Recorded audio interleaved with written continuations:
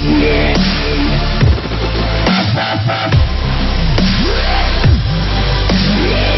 Alyssa Rosenberg. Alyssa Rosenberg, opinion writer covering culture. Email bio. Follow opinion writer. October 5 at 2:54 p.m. In a grim bit of cosmic scheduling, the Senate voted to advance Brett M.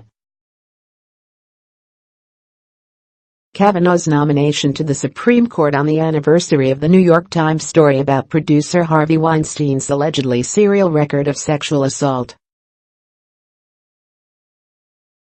If you are saddened by the prospect of the Supreme Court gaining in Kavanaugh's second member who has been accused of sexual misconduct, you're not alone. Despite everything we know about the prevalence of sexual assault and harassment, women are still not believed. Their experiences are still minimized, and the male perpetrators of these crimes are given all manner of leniency, Roxane Gay wrote despairingly in the New York Times on Friday.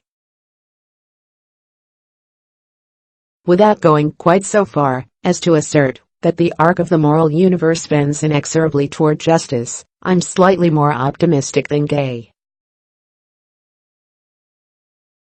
Pulling up the deep and tangled roots of our assumptions about sexual assault and clearing some ground for new ideas to grow are not the work of a year. But the agonizing stories we've heard over the past 12 months have done a great deal to make it possible to do that work at all. The year between the publication of the Weinstein allegations and the cloture vote on Kavanaugh's nomination produced a remarkable national consciousness raising. It's an achievement that the conversation could take place this broadly at all. In second-wave feminist circles, consciousness raising, an idea adapted from both labor organizing and the civil rights movement, was intended to help women recognize that they weren't alone in their experiences of sexism, and that they didn't have to accept the sexism as natural and inevitable. 5 decades after the first consciousness-raising sessions, that process is less intimate and more far-reaching, taking place on social media networks and in the headlines of a receptive national media instead of in the living rooms and apartments of individual women.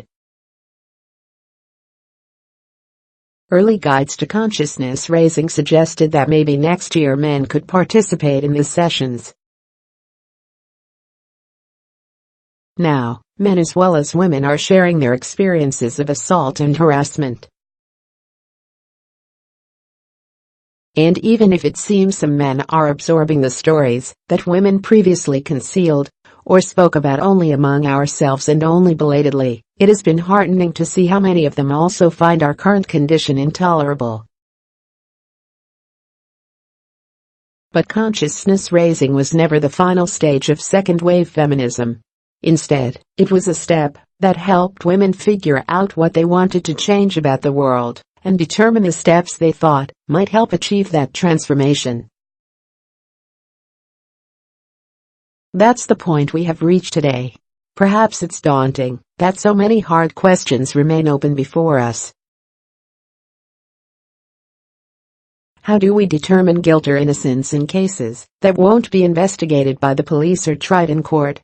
What's the appropriate punishment for sexual assault and harassment? And given the range of allegations that are part of number met to, how do we make sure the penalty matches the harm done?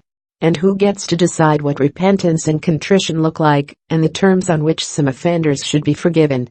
The fact that we can define these questions at all is progress. It may not be enough, and it may not have arrived fast enough.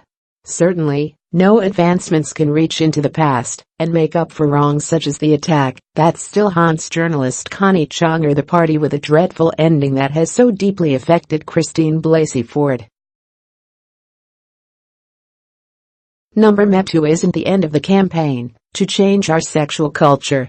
But if we work very hard, it might prove to be the end of the beginning.